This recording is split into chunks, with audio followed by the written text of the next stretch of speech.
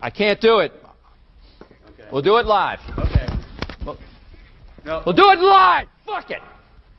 Do it live. I'll write it and we'll do it live. Right. Fucking thing sucks. In 5, 4, 3. Anyone claiming that America's economy is in decline is peddling fiction. I've abandoned free market principles to save the free market system. But we have to pass the bill so that you can find out what is in it. Raising the debt ceilings does not increase our debt. It does not somehow promote profligacy. I know words. I have the best words. Nobody knows the system better than me, which is why I alone can fix it.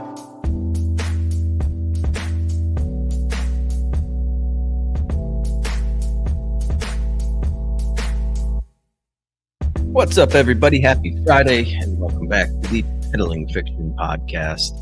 I am your host, the voice and soul of so-called fiction, Johnny Profita, and back with me, sharing only 52 minutes with you fine folks today, will be Justin Hillbilly Boy Campbell. What's going on, man? Oh, not much. Just, well, a lot, actually, but not too much that's, like, worth talking about. I went to the doctor. I haven't gone to the doctor in a long time. Stephanie was really concerned. She thought because I scheduled my own doctor's appointment that I was like legitimately dying. Because I don't think I've gone to a doctor in like 7 years, if even that soon. Because I've been having some like problems with swallowing stuff. Like feels like my esophagus is like closing up and stuff doesn't want to go down. And I've lost weight and I wasn't trying to lose weight. All right, so the doctor was like, have you changed your diet or anything? I was like, no. Like whenever the esophagus problem started, like sodas and stuff don't really go down well. So I went from having, maybe like 6 sodas and 4 or 5 mixed drinks or alcoholic beverages a week to having like about 1 of each a week. And he said, that's probably the weight loss. I was like, what? He was like, he said, if you were a woman, we would be concerned about your weight loss. Because women naturally have a harder time losing weight. He said, but being a man at your age, he said, your weight loss is probably entirely because you cut out sodas and alcohol. I was like, damn it, I'm going to have to be a fucking alcoholic so I can gain weight back. I wasn't trying to lose weight. Well, that's a good excuse to drink, and it is Friday. So, yeah, dude, I was thinking the last time I went to a doctor was probably about 5 years ago now, 4 or 5 years ago. But it did have, what had me thinking about going was fucking prostate cancer. Because Joe Biden went from being perfectly healthy to stage 4 Gleason scored 9 bone metastasized prostate cancer in a matter of months, Justin. That's totally plausible. And that was like he was completely with it and together and everything was good. And then overnight, now he's like borderline dementia patient and isn't going to be able to run for re-election. So, like this is how it works with Joe Biden. Apparently everything is fine until it's not. And then as soon as it's not, it's like the wheels have come off completely and everything's going in the. Yeah. I mean, I listened to a couple more like prominent prostate doctors talk about how ridiculous this is. It's like one of the worst They're just so bad at this. I don't know what they were thinking this was gonna. It's impossible. It's the least plausible story of that they've probably given us for Joe Biden. The fact, like, minimum 5 years it takes to do that. Minimum. It could have been going on for a decade. And there's no way they weren't testing his blood for these PSA levels. there's not even a way. So, if what they were saying was true and they just discovered that fucking nodule or whatever on his prostate, remember their statement, they came out and said, yeah, it's bad, but it looks like it's going to respond to hormone therapy or something. So we can manage it. We can manage it a little bit. There's no way they would have been able to know that within a week. So they're either lying about that or they've known a lot longer. And they know that it'll respond. Because I won't like get into the details of what this oncologist was telling me, but he's like, if they had just discovered it a week ago, it's impossible for them to know if it's going to respond to hormonal treatment. Impossible until you start the treatment. Like it just like one fucking retarded lie after another. And I don't know. I think we ran through a bunch of different scenarios on the last show, so we don't have to rehash it here. But I thought that was very the more I listened to doctors, I was just like, yeah, dude, this is nonsense. And then of course the Tapper Jake Tapper book comes out. I haven't really dug into a lot of the stuff that's in there, but I'm sure it's everything I assumed was going on during the Biden presidency and probably more. Like everybody knew that he was a fucking complete dementia patient from the time he took office. But I don't think there's any mention of cancer in it. So I don't know. Maybe they thought that this would discredit them or something. I don't know. But well, yeah, you can't put that in the book about cancer when like he goes to the doctor regularly and he's the sitting president or was the sitting president and has, all the checkups and stuff. You can't be like, yeah, and also he's got a cancer and they've been hiding it. Then that pushes you into like conspiracy theory land, especially if you're trying to write a serious book that like is cataloging what was going on with this administration. But now they're probably sitting there like, damn it, we should have put it in there. Like, right. Well, dude, I mean, like it's on the level of like you going to the doctor for the first time in 7 years. If they gave you a prostate exam, you'd have like a really good chance of surviving prostate cancer. Like it certainly wouldn't be in your bones yet. As that, like, it's a progressive thing. So it's like the PSA levels in your blood like gradually go up, and they take a baseline right about at our age now. They take a baseline PSA and then they monitor that up until like you're fucking 80 or 70. I'm sure they monitor it. They don't do any like rectal exams after like 70 or something, but they still monitor your PSA levels. So it's absolutely fucking ridiculous. The chances are like he knew about this 10 years ago, 12 years ago, when his PSA levels started to rise and they were like, okay, let's keep an eye on this. And I don't know, maybe he denied treatment because he thought he'd have to sacrifice the presidency if they knew he had cancer. So maybe he would rather die and be president than live and not be president. Well, if you think about the timeline, so when Obama was leaving office, Joe Biden did not run for president during that. Like it was Hillary and Bernie. And I'm trying to think who else was in the field early on, but Joe Biden was never a candidate. So it's possible that he knew at the end of the Obama presidency that he had prostate cancer and he was just like not going to do anything about it. Right. And then you have like all these people coming out and be like, oh, well, you have to like tiptoe around the subject now because Joe Biden has prostate cancer. The fuck I do. So he's just been lying about. It's one more fucking lie that he's been telling you. One more thing that they've been covering up. There's no reason to tiptoe around this. And so I don't know what they thought they were going to accomplish by dropping this like a couple of days before all these this embarrassing book came out. It's not going. I don't think it's going to work. I don't think it's going to change the subject. They can come out, but these people that are saying, "Oh, you're like so insensitive," talking about like Joe Biden. You just got to be nice to him because he's got problems. These are the people. Remember that couldn't give a fuck about that kid that Trump acknowledged during his addressed the Congress in February. They wouldn't even clap for a kid that had terminal cancer, that survived brain cancer or something.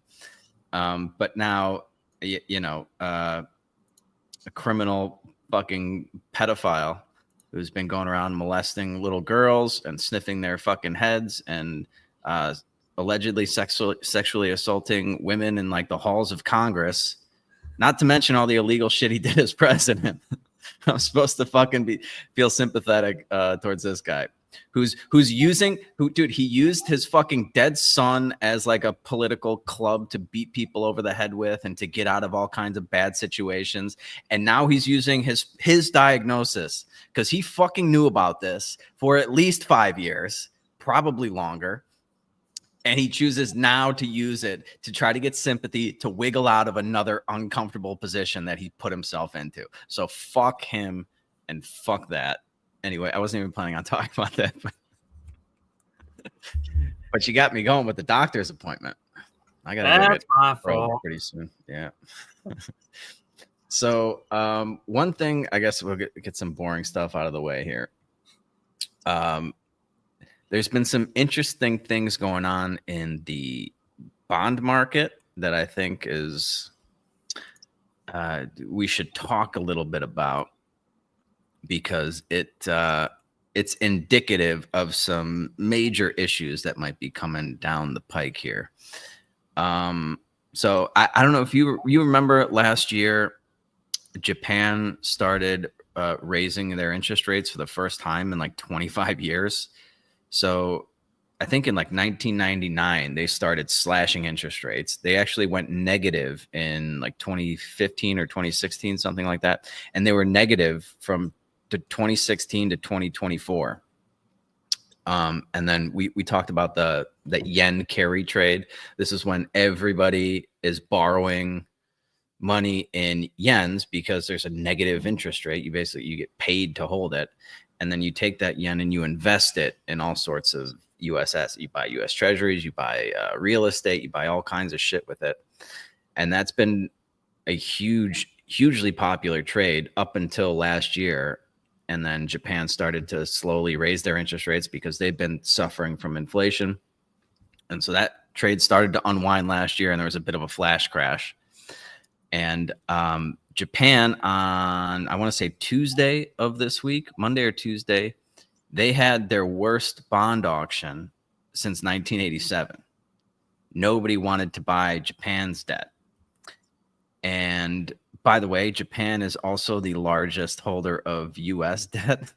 So Japan's interest rates have been skyrocketing by their standards. They're still lower than the US, but they're up around like 3% now, I think, after that disastrous bond auction.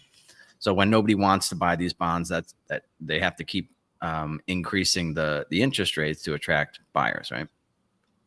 So that happened, which means Japan's no longer, and we also had the Moody's downgrade to AA1. So there's a lot less demand for U.S. treasuries now in the wake of that Moody's downgrade. And now our biggest buyer is in the middle of a debt crisis that's probably going to spiral downwards. So they're no longer buying. They might even start selling some of their treasuries, which is going to put even more pressure on the interest rates in the U.S. And yesterday, if you were following the markets at all, there was a bit of a dump after the failed bond auction from the U.S. government. They tried to issue some, I think, 20-year bonds or something like that.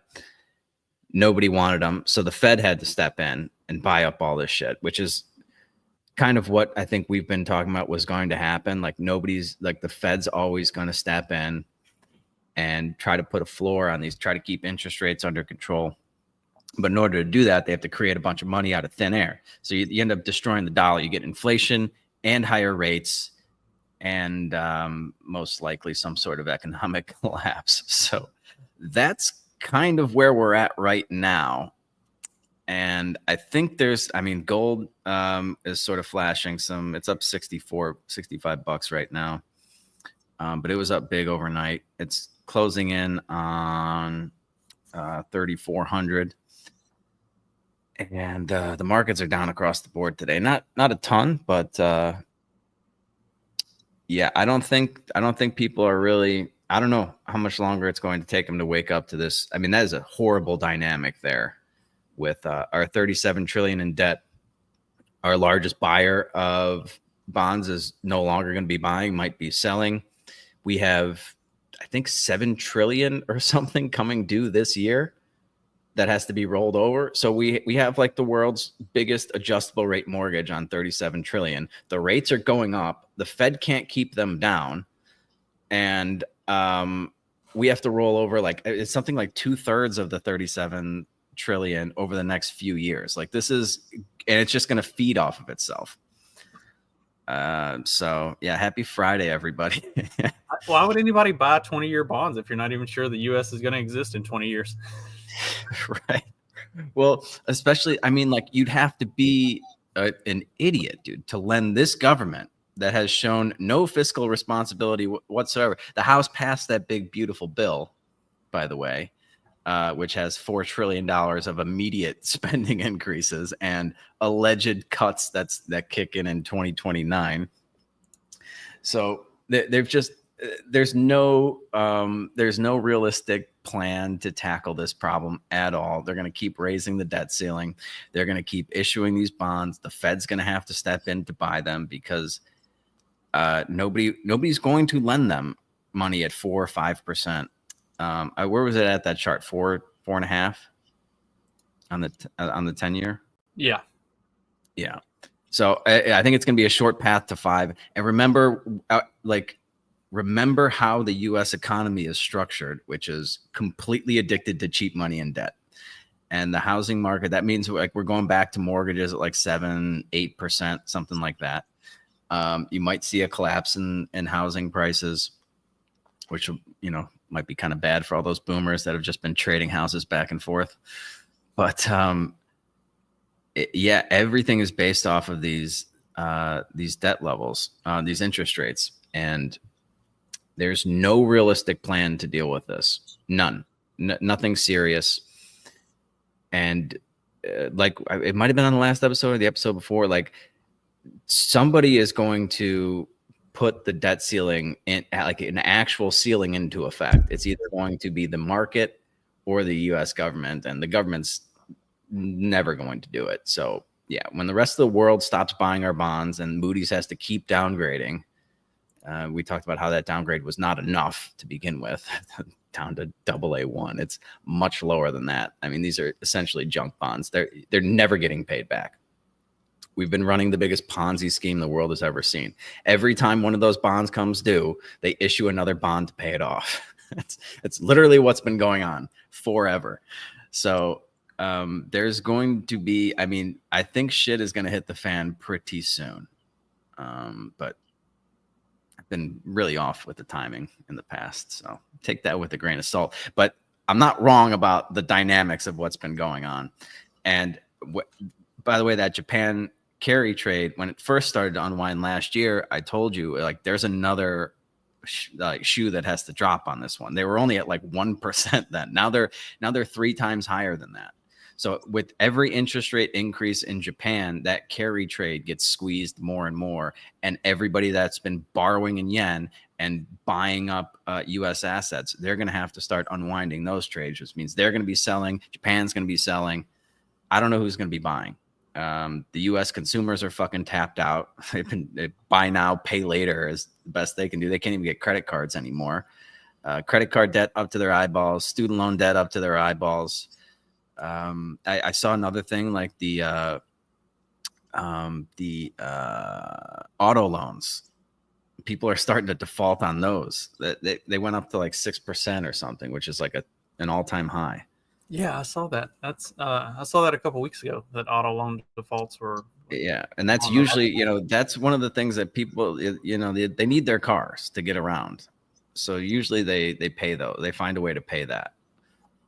But yeah, I don't see a lot of ways for them to kick this can down the road any longer. But I guess we'll see. We'll see what happens. Plan accordingly. And yeah, okay. Now we got the depressing shit out of the way. What else we got? Well, I don't know where do you want to go with this? I guess even though it's being spun as a depressing and terrible thing, Trump still seems to be moving in the direction of trying to do away with the Department of Education, which anybody who actually does have, two brain cells to rub together and has paid attention to the country, the direction of the country since the inception of the Department of Education, can pretty well agree that that's probably not a bad idea. Here's Linda McMahon. Why in God's name do you want to shutter it? Why don't you want to protect kids with disabilities? Why don't you want to protect kids who have been every decade denied equal access simply because of how much their parents make, the zip code they live in, the color of their skin? Why are you shuttering a department that's supposed to lift up those children? Because those programs don't have to flow through the Department of Education, and they can flow through the state. I was a state legislator. That's called shift and shaft. I've spoken with the governor of Pennsylvania.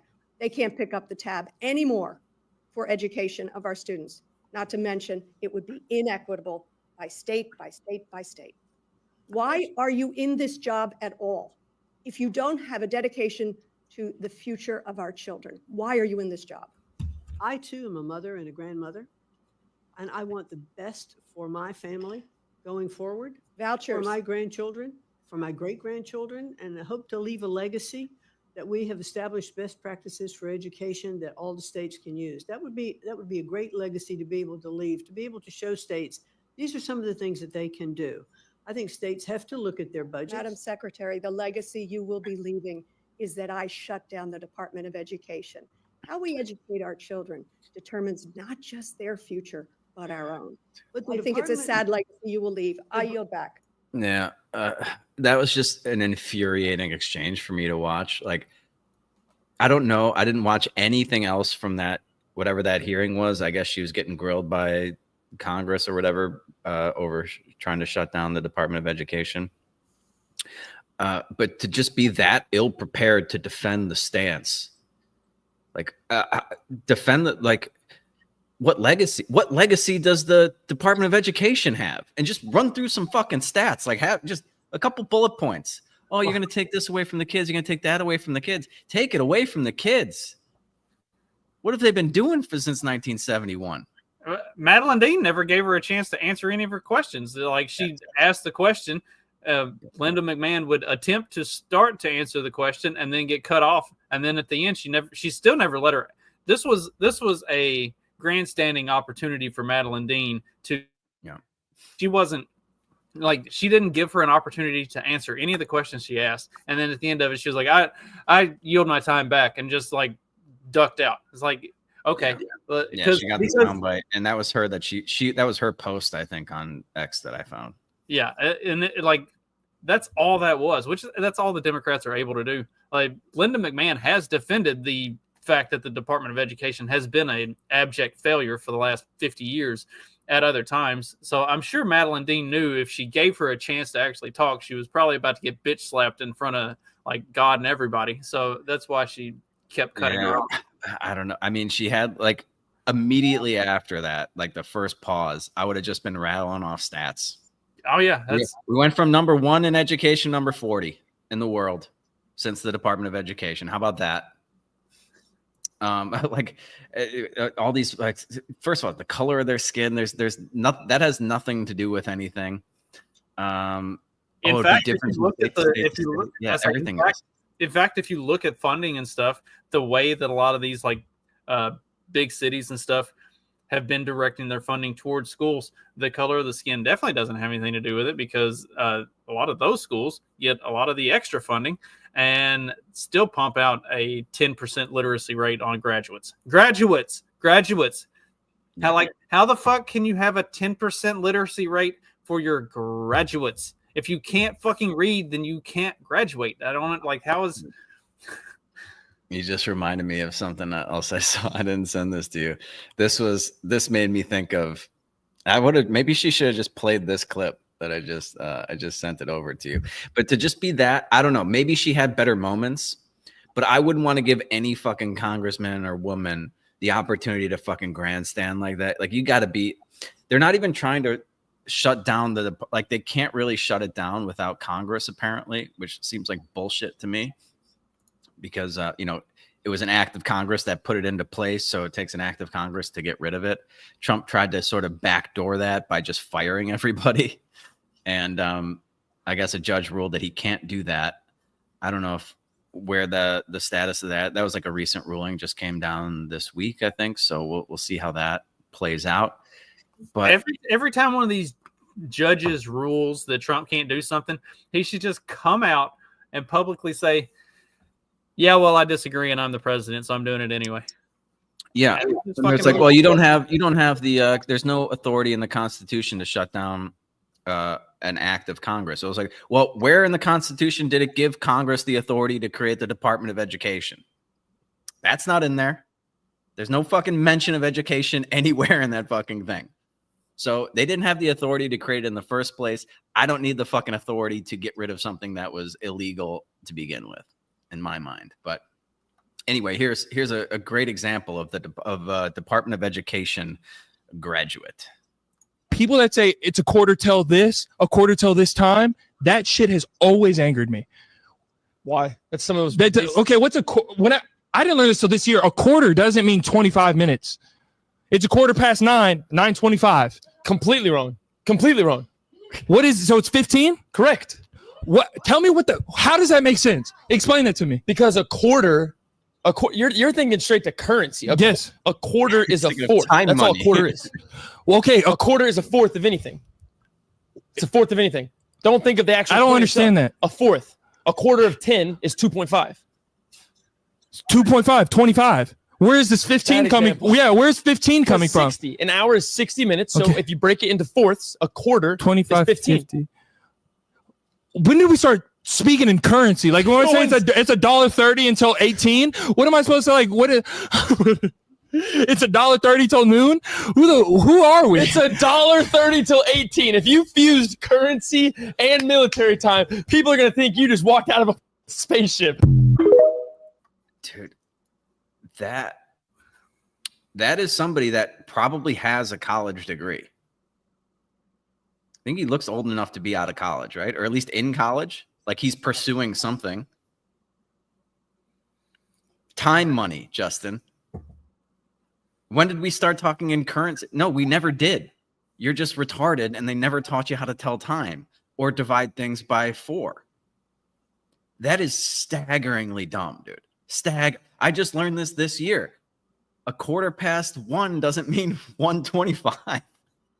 Because a quarter, everything's 25 because we have a quarter coin.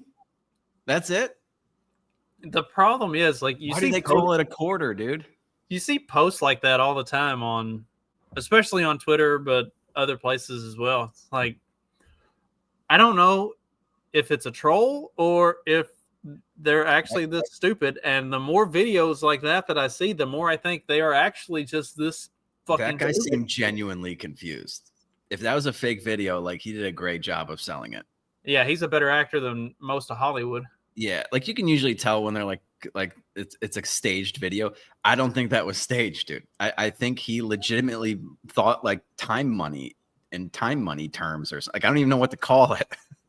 It's like, did you think $1 is worth 60 cents because there's 60 minutes in an hour?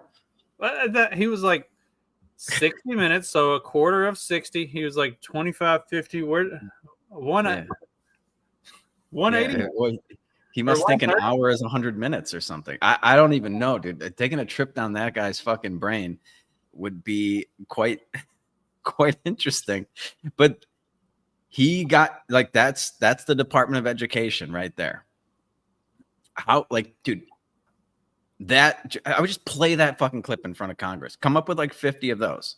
Be like, well, this is a Department of Education. Like that would have never existed pre-Department of Education. I bet you could not find one average person that didn't know how to tell time and divide things by 4, and that the time. A quarter, we call it a quarter because it's 1/4 of $1. That's why, and one like that's the 25. Like, It's so basic, dude. That's like second grade shit, isn't it? Third grade, maybe? Like, when do you start dealing with money and learning? Well, I guess he knew how to divide money, but he didn't know how to tell time. I'm pretty sure we went over the clock when I was in first grade. Yeah, they don't know that. They don't know how to fucking read the clock, dude. They need digital clocks, I think. I think most kids that like they haven't seen, they don't know the little hand and the big hand. It's wild, man. They're doing such a bad job of educating students, and they're spending more and more money, and there's nothing to show for it. To even just to give whatever that dean lady, just that one clip. How could you want to do this to kids? How could you want to take away this from kids and make it unfair and make it dependent on where that dude? Even now with the Department of Education, all those problems still exist. Chicago's a great example. I went to a public school. I went to one of the best public schools in the country, though, because it's funded through property taxes, and the school is in fucking Winnetka.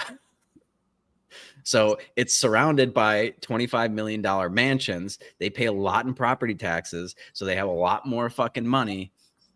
And of course, they're more affluent people tend to take a more interest in their kids' educations. But 30, 40 minutes down the road in the city of Chicago, same Department of Education has always existed, and those schools are unusable. So what's the argument here? Everything she pointed to that's like, oh, you're going to take this away and then it's just going to be dependent on how much money people. It already is. It's already dependent on that. And where are all these fucking congressmen sending their kids to school? Are they going to public schools? Are they going to private schools? Yeah, it's all bullshit, dude. That just drove me crazy. So there's our update on the Department of Education. Hopefully that judge won't be able to stop them from eliminating. But if Congress has to do it, then it's never going to happen. And that's why none of this is ever going to happen, dude. Nothing. We're going to get nothing. Well, and like I did an episode of my own show a couple years ago where I went through the literacy rate for graduates in inner city New York, Atlanta, and I'm trying to remember and it might have been Chicago. There was three big cities that it looked at, like all of the schools in the inner city of these big cities.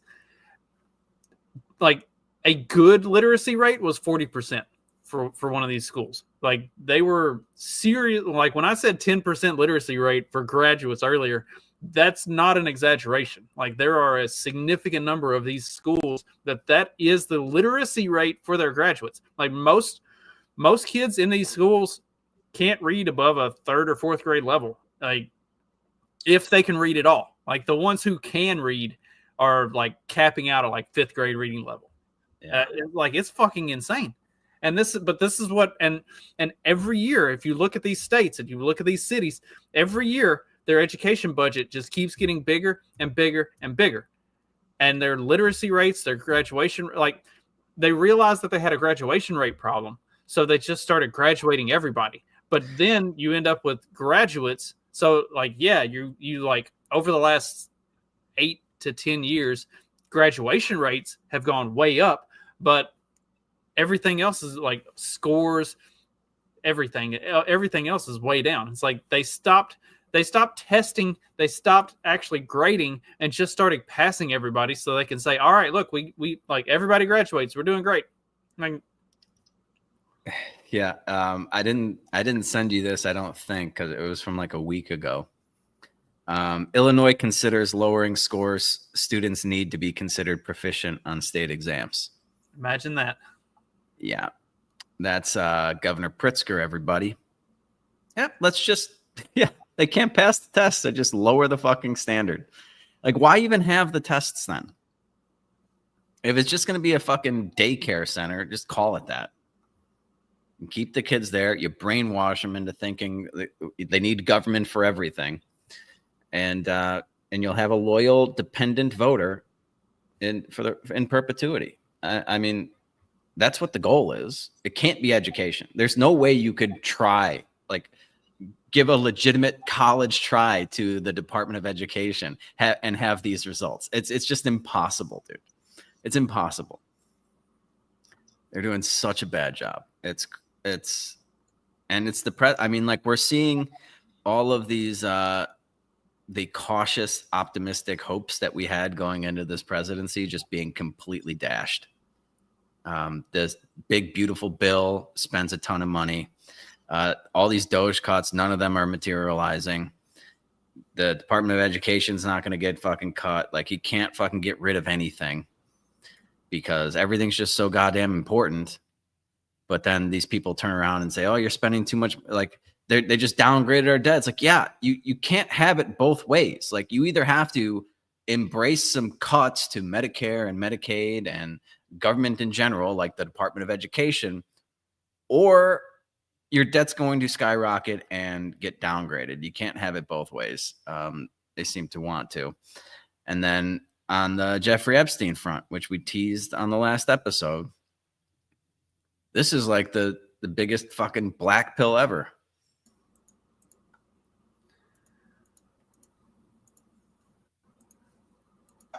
You know what, Maria? Cash is not kidding. We've been personally briefed extensively on every single detail, nugget, tendril of this case. One is actively in court right now. So out of respect for the case, it's probably more appropriate that I stay quiet on that. However, I'm not going to tell people what they want to hear. I'm going to tell you the truth. And whether you like it or not is up to you. If there was a big explosive there, right? Given my history as a Secret Service agent and my personal friendship as a director does with the president, give me one logical, sensible reason we would not have. If you can think of one, there isn't. In some of these cases, the there you're looking for is not there. And I know people, I get it. I understand. It's not there. If it was there, we would have told you. So I think right before that was Maria Bartiromo interviewing Kash Patel and Dan Bongino at the same time. And she says, you guys think Jeffrey Epstein killed yourself?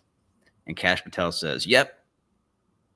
I've reviewed the case. And, you know, he just starts running through. I don't know if we have that clip.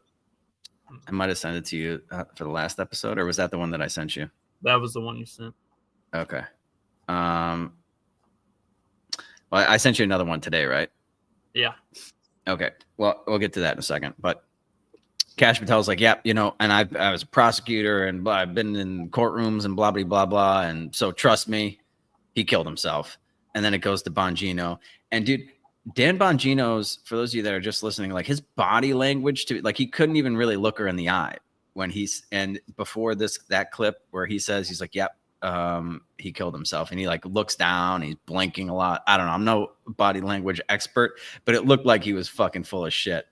And they presented nothing. They're just like, yep, I saw the file and he killed himself. So sources, trust me, bro. Trust me, bro. And this clip that I sent you today, this was Dan Bongino like 6 months ago versus today. Oh, 2020. Okay. That Jeffrey Epstein story is a big deal. Please do not let that story go. Keep your eye on this. Catherine Rumler, we need to keep the heat on this case, folks. There are a lot of people who are knee deep in the Washington swamp who are not telling you the truth about serious allegations out there that Epstein may have had video and audio of people out there doing things they shouldn't have been doing. And you should be asking yourself the question, how is it that all these people, the CIA director, the Obama fixer, Bill Clinton, all intersected paths with Jeffrey Epstein? Jeffrey Epstein isn't with us anymore, and nobody seems to want to talk about it. Outside of a few entrepreneurial media outlets saying, hey, this is a big deal. He killed himself. You want me to I've seen the whole file. He killed himself. He blinks every time he says killed himself, like he closes his eyes. He killed himself. I don't fucking buy it, but like, isn't this just depressing as hell? If those two guys are going to fucking capitulate, what hope do you have to get to the bottom of anything? Whatever happened to like the Libs of TikTok chick, and who was the other guy, the like social media guy? Was it Elijah Schaefer or one of those like more right wing media personalities that went to the White House and like they came out with they had the big like binders of like, oh yeah, we got it, and then yeah. It's all redacted. It's like more redacted than the original thing was. Like whatever happened with any of that? Not a damn thing. Nothing. And Pam Bondi writing letters to Kash Patel, like, you got to give us this. They're all just it's a one big fucking circle jerk, dude.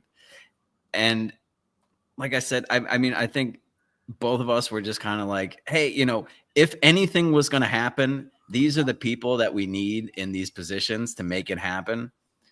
But I think we were very skeptical that we were ever going to get to the JFK files. Did anything come out of that? No. This Epstein thing, I mean, they brought this on themselves.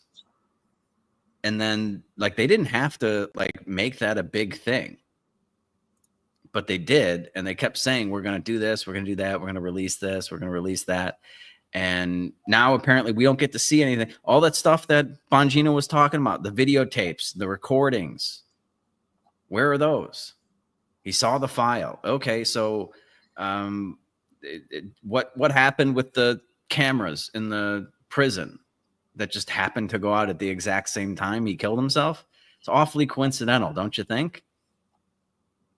I mean, there's so many fucking weird things that surround this. And to just be like, yep, nope, I saw the file. Trust me, bro. He killed himself. I don't know what they did to get to them, but it sounds like they've been gotten to. And it just, I mean, there's just no hope as far as I'm concerned to get anything done. I've never been more pessimistic at this point.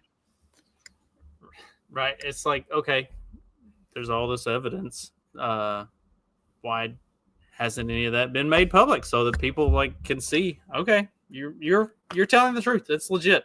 It all happened exactly the way they said it. And like, so can we see the file? Oh, no, you can't. You can't see the file. Just trust me. I read it. It looks good. And Jeffrey Epstein's dead. There's no open case with him. Like, why is all of this redacted? Yeah. Well, in national security reasons, we have to like, there was this huge pedophile ring going on. And for national security reasons, we can't tell you about it. Right. Like that in and of itself is like, okay, so you basically just admitted that like everything that we thought was going on with it was 100% going on with this, because the whole fucking thing is redacted and you can't release any of the evidence because for national security reasons. That means there are people in the fucking government right the fuck now that were involved in all of this shit. Like, yeah. I mean, of all the instances where they use national security as like this blanket get out of jail free card, this is the one instance where it does not work. It's like it makes you look completely guilty. It doesn't just make you look like you're admitting that you're completely guilty. Excuse me. You are admitting that you're complicit in that guilt because you are protecting the people that were doing the shit that like. Yeah. It's outrageous, dude. And like Bongino was saying in 2023, nobody's talking about this except, you know, podcasters like us and much bigger shows than us as well. But like, this is not in the corporate press. Like, they don't give a shit about any of this. I wonder why. I don't know, man. But to see those two guys just fucking bend over and take it from the deep state. Watching Doge evaporate into nothing, watching all of these judges just they can hold everything up. They can just hold it up. Even if that judge that says like you can't do that is full of shit, it's gonna take 2 years to fucking get that all sorted out. And by then the Trump presidency is over. It's on to the next one.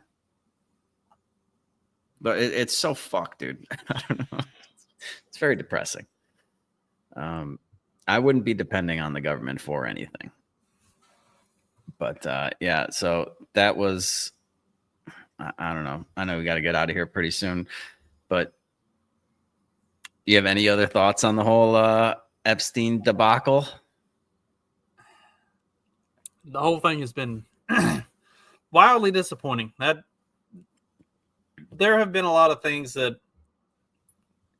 as with the first Trump term, there have been a lot of things that are disappointing that, you know, you think might happen, but then don't, or, you know, this is one of those that it's like, all right, that's one of the things. That's the whole reason that Kash Patel and Dan Bongino are there, right? Like that's well, that's why it's so surprising. Like, dude, Dan Bongino has like had this huge fucking podcast on Rumble. He's making tens of millions of dollars a year. Why give that up to go into the FBI and then just bend over? And so you see a lot of these mad guys like, well, if they say, like, I trust them, so if they say he killed himself, now I guess he killed himself. No, man, I'm gonna need more. I'm gonna need more than just trust me, bro. I saw the file. It's a little surprising that they just completely bent over like that. And you could tell, like, I don't know, I think I could tell on Bongino's face that he was just like so fucking embarrassed that he was collapsing like that. And what a puss. What a puss. But who knows who they threatened, you know? Yeah. What else? Like, so yeah, the Trump, I mean, if Donald Trump can eliminate the capital gains tax, he'll be the best president ever. I'm still holding on to that. Get rid of the cap gains. That well, it does sound like there's some sort of hostage exchange going on with Ukraine and Russia, one of the biggest exchanges coming up. So I still haven't heard any update after his big beautiful phone call with Putin, but you know, maybe he can get these wars to end. But like, how long before we get sucked into another one? How long did it take from the disastrous Afghanistan withdrawal until the Ukraine war? Is it less than 6 months? Like, it's just like they're gonna immediately find some other fucking excuse to drag us into another quagmire, and then it takes fucking 4 years, 5 years to maybe get out of it. If you have somebody like Donald Trump, if you don't, if you have somebody like fucking Joe Biden, like that would have just gone it. Like, imagine if Joe Biden was like running against Mitt Romney and in this election cycle. So it's like, then these wars just continue. It would be another fucking Afghanistan for 20 years. I don't know. Depressing for a Friday, but. Well, we can end on something a little more light and humorous. I got 5 minutes. Yeah. You want to talk about the WNBA? Sure. Yes, I do. Nobody. This has been so funny. Yeah. This is an odds maker poll. What are the odds in the WNBA bans fans from booing by June 1st? Like the odds on this at 53%, at a 53% chance are fucking nuts. And you can bet on this as well. This is all coming from, so the WNBA season opened here this past week, and one of the first games of the season was Caitlin Clark and the Indiana Fever versus Angel Reese and the Chicago Sky. And Shithole Chicago Sky. Yeah. And there was a lot of controversy over a foul that was Caitlin Clark fouled Angel Reese going up for a layup. Anybody that has ever played basketball or watched basketball could pretty quickly and easily tell you that was a totally normal foul. That's absolutely, yeah. But Angel Reese flopped and then jumped up and tried to chase down Caitlin Clark afterwards. And then the Sky ended up getting beat by like 40 fucking points. And Caitlin Clark had a triple-double and an impressive game. And then after that, like, Angel Reese said that somebody was making racist comments in the stands, and like all kinds of craziness came out of it. Dave Portnoy was at the game, and Portnoy's he's a big Caitlin Clark fan. So like the whole thing is just, although Portnoy with a chick in this picture, it kind of surprised me. I thought he was gay, but that's neither here nor there. Dude, he's always had a girl. So I anyway, love the pro, but I lost a lot of respect for him when I found out he like never misses a WNBA game. I just sent you a couple more clips. I don't know if we want to play the. I think one of them's got. Oh yeah, here's the one with the foul in it. So the funniest thing is that she completely fucking shoved some chick in the back to get the rebound before this foul. And then yeah, dude, it's not even that hard of a. It's a swat at the ball, gets her arm because she's going in for a layup, but this is when she's still on the ground. She hasn't even fucking taken off yet. Yeah, so here's the precursor. For those watching the video, here's the precursor to that, where she just straight up shoves a chick in the back to get a rebound. And no foul call or anything. Yeah, so that's Caitlin Clark pointing out, like, waiting for the foul. Otherwise, she probably would have been in position to defend this better. And then here's the foul. It's literally, it's like the most legit fucking foul ever. Somebody going in for a wide open layup and you just smack their hand. Right. You rake across the arm. You make sure they can't get the ball up. There's no way that they're getting an and one out of this. Like this is, you know, around the basket 101. This is how you do it. Here's a better video and angle of the Caitlin Clark in the aftermath. Everyone in the arena had. What the? Caitlin Clark in the aftermath. Everyone in the arena had to know this foul was coming. As soon as you saw. Just a regular foul. Nothing. Yeah. That's got to happen 15 times a game or something in a normal basketball game. And so, yeah, she goes all fucking crazy. Like, oh, you're not allowed to foul her, I guess, because she's black. You just have to let her take the wide open layup, apparently. And then, so was the technical foul a result of that? She got like a free throw, and then they started booing, and that's where they called a technical afterward. Like after the foul, they went back and called it a technical, or gave them a technical for it, or called it a flagrant foul or something. Where that she got but then she missed one of the two free throws. So I mean, yeah, and so the fans started cheering. And because a black chick missed the free throw and they cheered, white supremacist crowd, and we need to investigate them. Dude, that's a legitimate, like, that's not The Onion. Like, I could not fucking believe that was a real fucking consideration. We're going to investigate the crowd. And then, of course, I was joking about how many people were actually, I was like, oh man, interviewing those 10 people is really going to take a long time to investigate. Who are you going to investigate the crowd? What are you talking about? I cheered. Like this is women in general. Like you have something where you actually can get a win, where you have some positive momentum for a league that has done nothing but lose money for the last 30 fucking years, and they're going to find every possible way they can to completely destroy this because they want more equity, or because somebody's feelings got hurt, or like this is women in a nutshell. I can't. We're going to investigate the crowd for racism. Like that's where we are in 2025 WNBA, ladies and gentlemen. They're going to investigate you if you cheer for the wrong person.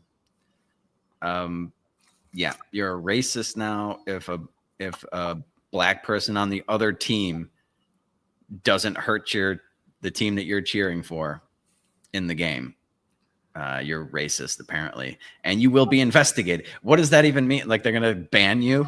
Like you've got 100 fans. Let's say 50 of them obviously are white supremacists because this is such a white supremacist country. You're gonna take off half your ticket sales. Okay. Oh man, go ahead, ban me from the WNBA, please. Ban everybody. All right. Well, we'll get out of here on that lighter note. Enjoy your weekend, everybody. Thank you for listening. We'll be back on Tuesday with our regularly scheduled programming. And until then, you guys know what to do. Just keep on peddling that so-called fiction. Peace.